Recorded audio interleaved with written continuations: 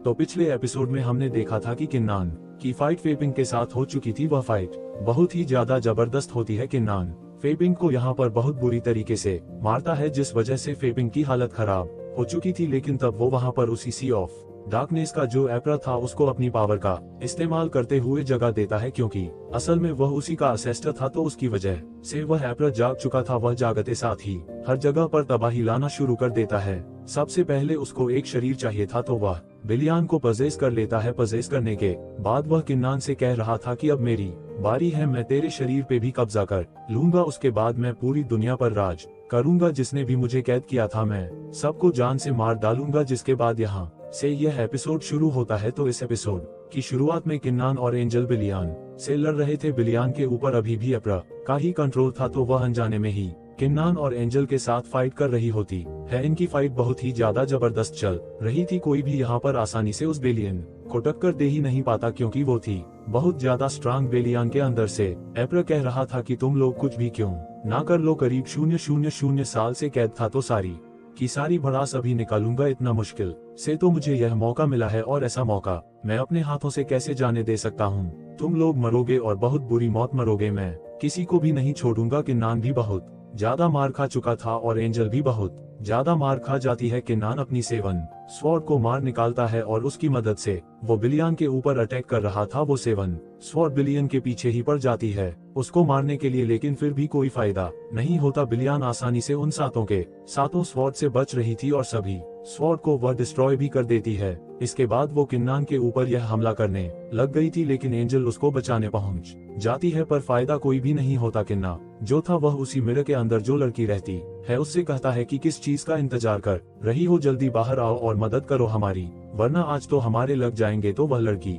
तुरंत ही बाहर आती है और अपनी पावर का इस्तेमाल करते हुए सी ऑफ डार्कनेस के ऊपर जो लगा बैर था उसको ही डिस्ट्रॉय कर देती है। इससे होगा ये कि अब बाहर का कोई भी इंसान बड़ी आसानी के साथ सी ऑफ डार्कनेस के अंदर आ सकता है। अगर वह पहले भी आया होगा तो दोबारा भी आ पाएगा। बैरियर ही यहाँ पर टूट गया। इस चीज को देखकर मार्शल मास्टर और बाकी जितने भी लोग थे वह सभी खुश हो जाते हैं कि हम रिटर्न जा सकते हैं सी ऑफ डार्कनेस के अंदर। हमें अंदर जाना चाहिए ताकि किन्नान को बचा सके, उसे हमारी जरूरत है। लेकिन सुजाकू लॉर्ड कहता है कि नहीं, तुम लोग अंदर नहीं जा सकते, क्योंकि तुमने अंदर जाकर कुछ गड़बड़ करने की कोशिश की। तो इससे मुझे लगता है कि किन्नान की ही जान को खतरा हो सकता है, क्योंकि उसने अभी थंडर ट्रिबुलेशन को समन कर लिया है। इसलिए अभी तो किन्नान को ना डिस्टर्ब करना ही बेहतर है। किन्नान ने सच में अपने थंडर ट्रिबुलेशन को वहां पर समन कर लिया था, जो ट्रिबुलेशन उसका ब्रेक थ्रू करवा सकता है। लेकिन वो इस ट्रिबुलेशन को यहाँ पर बिलियन के ऊपर अटैक करने के लिए समन किया होता है, ताकि ट्रिबुलेशन गिरकर ही बिलियन की जान चली जाए। लेकिन बिलियन किन का गला दबाते हुए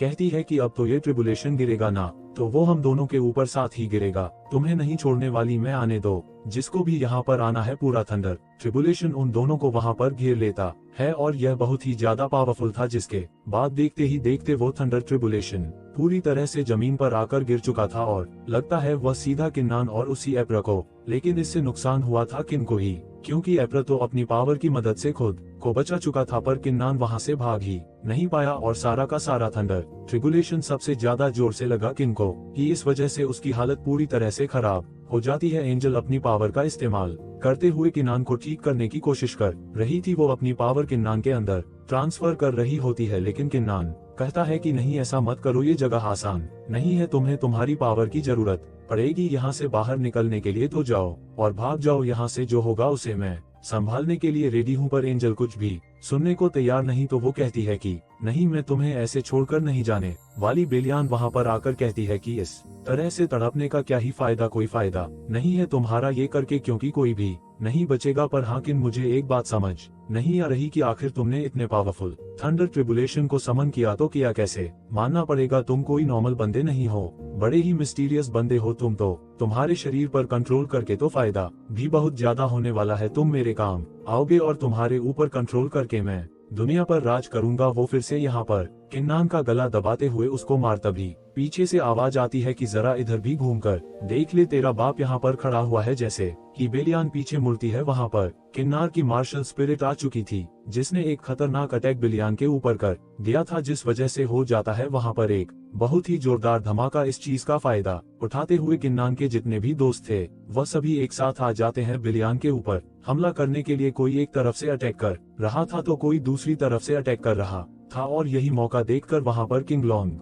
सेक के लॉर्ड भी पहुंच चुके, जो आते साथ ही अपने किसी तालिस्मान की मदद से बिलियन को कंट्रोल करने की कोशिश कर रहे होते हैं ताकि उसके अंदर से वो एप्रा बाहर निकल जाए। इस चीज को देखकर एप्रा बिलियन के अंदर से कहता है कि बढ़िया, बहुत बढ़िया, जितने भी मेरे पुराने दुश्मन थे ना, वो एक के बाद एक करते हुए मेरे सामने आते जा रहे हैं। क्या किस्मत पाई है मैंने 1000 साल बाद जिंदा होकर। मैं आज ही के दिन अपने सभी के सभी दुश्मनों को जान से मार दूंगा। कोई भी मेरा दुश्मन नहीं बचने वाला, लेकिन ये करने के लिए सबसे पहले उसे शरीर चाहिए था कि नान का ये किए बगैर वह सभी को जान से नहीं मार सकता, क्योंकि थोड़े टाइम के अंदर बिलियन का शरीर जवाब दे जाएगा, वह कमजोर हो जाएगा, तो वो एप्रा उतना पावर का इस्तेमाल भी नहीं कर सकता। उसे एक मजबूत शरीर चाहिए जो कि किन्नान से अच्छा किसी का नहीं होगा। पर किन्नान और उसके दोस्त मिलकर यह काम होने नहीं दे रहे थे। एंजल फिर से यहाँ पर किन्नान को रिकवर करने में लगी है, पर किन्नान कहता है कि नहीं, बस बहुत हो गया। मैंने कहा ना कि तुम अपनी पावर को बचाकर रखो और भागो यहाँ से, जितना जल्दी हो सकता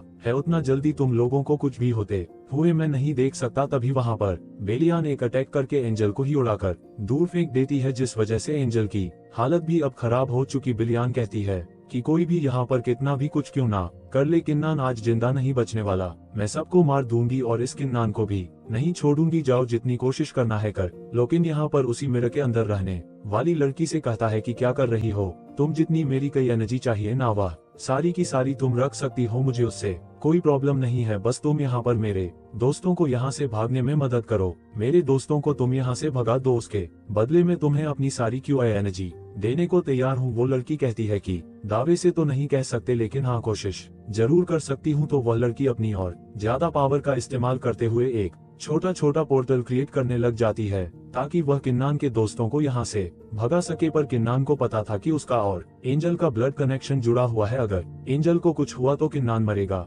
किन्नान को कुछ हुआ तो एंजल भी मर जाएगी। सबसे पहले ये ब्लड कनेक्शन तोड़ना पड़ेगा। तो किन्नान सबसे पहले एंजल के पास आता है और वो उसी ब्लड कनेक्शन को तोड़ने की कोशिश कर रहा था। एंजल बहुत मना करती है, उसके लाख कोशिश करने के बावजूद भी किन्नान नहीं सुनता और वह अपना और एंजल का ब्लड कनेक्शन वहां पर तोड़ देता है। तोड़ने के बाद उसने पोर्टल में डालते हुए एंजल को वहां से भगा दिया। तो बस चिल्लाते रह जाती कि ये तुमने बिल्कुल भी सही नहीं किया। तुम मेरे नौकर थे और नौकर कभी भी अपनी मनमानी नहीं करते, लेकिन तुमने जो आज किया है ना, कभी माफ नहीं करूंगी तुम्हें। पर किन्नान कहता है कि जानता हूँ मुझसे गलती हुई है, मुझे माफ कर देना इस चीज के लिए, लेकिन मैं तुम लोगों की जान खतरे में नहीं देख सकता। तुम्हें कुछ हुआ तो मैं तो वैसे भी जिंदा रहकर मारा जाऊंगा। उस चीज से बेहतर है कि तुम लोगों को बचाते हुए मैं अपनी जान दे दूं। किन्नान के सारे दोस्त एक के बाद एक वहां जाने लग गए थे और बच जाता है सिर्फ अकेला किन्नान। यहाँ पर बिलियन कह रही थी कि वाह, क्या कमाल की चीजें हैं तुम्हारे पास। देखो, ये लड़की जो थी कांच के अंदर, वह भी बहुत बढ़िया है।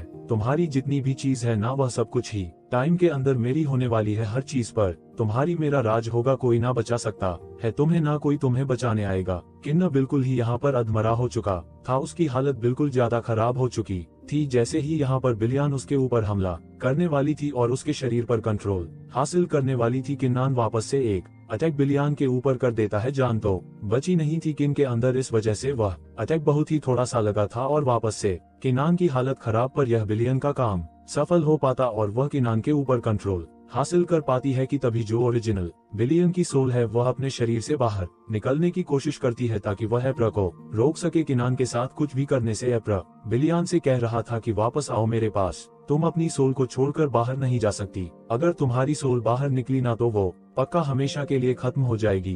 तुम्हारी जान जा सकती है, जिंदा रहती है तो मेरे पास वापस आ जाओ। पर बिलियन कहती है कि नहीं, जितना भी तुमने यहाँ पर तबाही मचा कर रखी है ना, उसे सिर्फ मैं ही खत्म कर सकती हूँ। 4 युग की ही जान देने के लिए मैं मरी, मेरा शरीर खत्म हुआ ना तो उसके साथ साथ तुम्हारी सोल भी खत्म हो जाएगी, तुम्हारा आतंक भी खत्म हो जाएगा। इसलिए मुझे कोई मतलब नहीं है मेरी जान से, बस मुझे तुम्हें मारना है ताकि किन्नान को कुछ ना हो। बिलियन खुद के ऊपर ही बहुत ही खतरनाक जानलेवा अटैक करने की कोशिश कर रही थी। किन कहता है कि बिलियन नहीं, यह मत करो, तुम्हें मेरे लिए अपनी जान देने की कोई जरूरत नहीं है। ये क्या कर रही हो तुम भी भाग जाओ यहाँ से, तुम्हारे पास अच्छा मौका है। लेकिन बिलियन कुछ भी सुनने को तैयार नहीं थी। वह खुद के ऊपर ही इतना खतरनाक अटैक कर लेती है कि उसका पूरा शरीर जलने लग जाता है और ऐसा ही थोड़ी देर तक यह अटैक चलता रहा तो वह पूरी तरह से खत्म हो जाएगी। बिलियान किन्नान से कह रही थी कि बस किन्नान, मुझे तुम ना माफ कर देना, कभी मैंने तुम्हारा दिल दुखाया हो तो उसके लिए मुझे पता है। मैंने बहुत बार इस तरह की तुमसे बातें की है, इस तरह की हरकत की है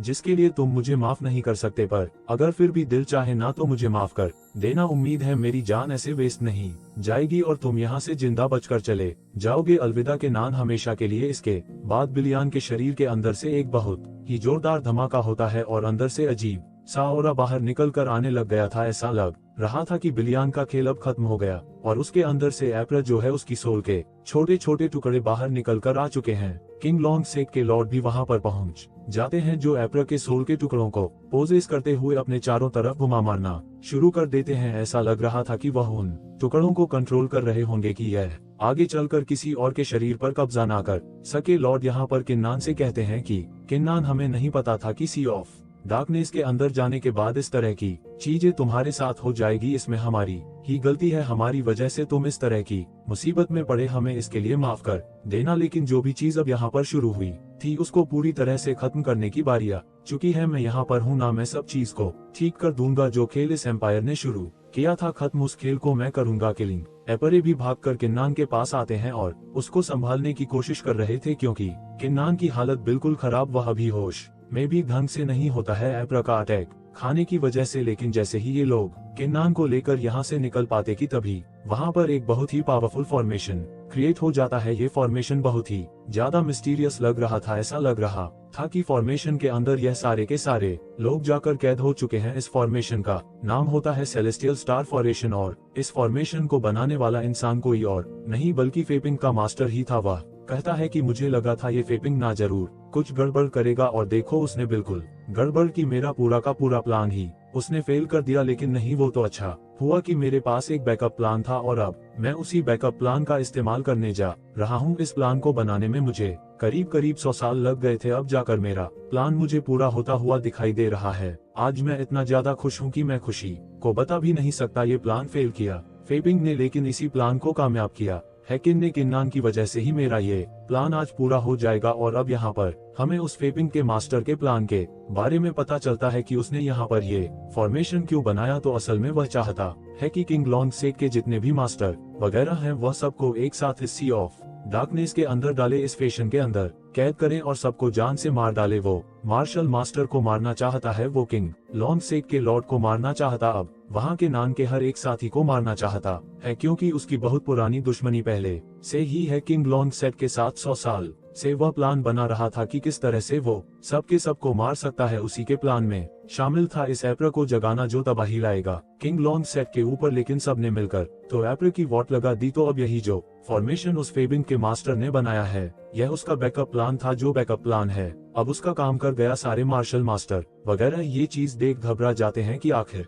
ये था क्या। वो लोग जैसे ही वफाने की कोशिश करते हैं बीच में एक यंग आकर टपक जाता है और वह आते साथ ही सभी को वापस से फॉर्मेशन के अंदर धकेल देता है ताकि फॉर्मेशन के अंदर से कोई भी बाहर निकल कर ना ही आ सके। तो अब देखना इंटरेस्टिंग होगा कि यहाँ पर किस तरह से सब के सब बचेंगे या फिर फेबिंग का मास्टर सभी की जान ले लेगा। ये चीज हमें नेक्स्ट एपिसोड में पता चलेगी। तब तक के लिए bye bye, take care of yourself.